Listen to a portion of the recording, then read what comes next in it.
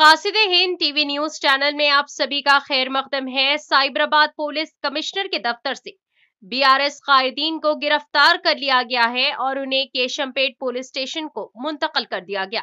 आइए नाजरीन देखें हमारे नुमाइंदे रहमत खान की ये रिपोर्ट। कासिद-ए-हिंद टीवी न्यूज चैनल को लाइक करें, शेयर करें और सब्सक्राइब करना ना